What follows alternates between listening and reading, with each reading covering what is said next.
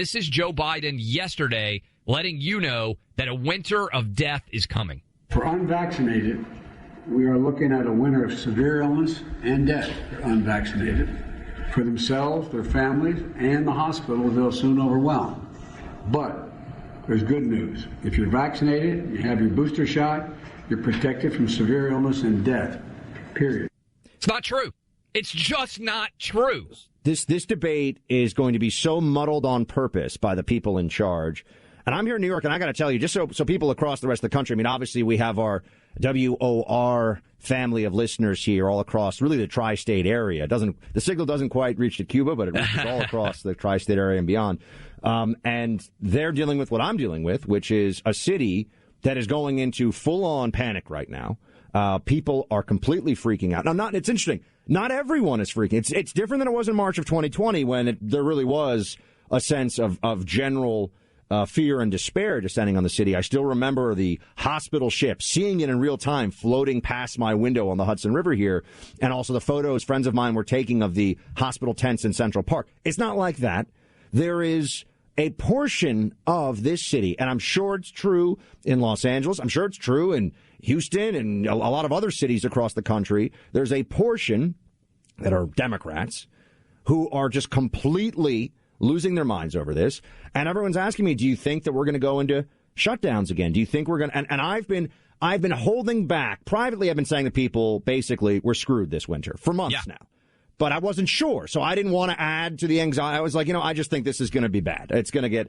But here on the show, I said, I don't know, because I didn't know, right? I mean, what you say you think might happen, possibly. And I didn't want to do a Fauci and unnecessarily freak people out. But Clay, people are asking, we have possible restrictions on capacity coming our way now. You got masking up everywhere. A tripling of the positivity rate in 2 days in this city. Yep. 20% of the cases of COVID are already Omicron. It's going to be way higher than that. But here's the problem. They aren't dealing with the fact that they promised the vaccines would stop spread. And they keep acting like, we really just meant that it would protect you. If it just protects you, the basis for the mandates falls apart, right? If it's just about individual protection, it should be left up to choice.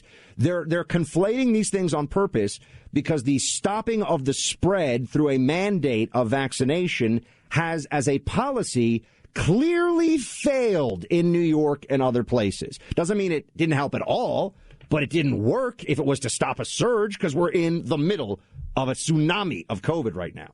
Yeah, and Buck, this is where you and I overlapped even when I was doing sports, because sports has often been a canary in the coal mine, letting us know where people might be going with COVID. And there's a couple of things that have happened here recently that I think are really seismically important. The NFL is 95% vaccinated, Buck.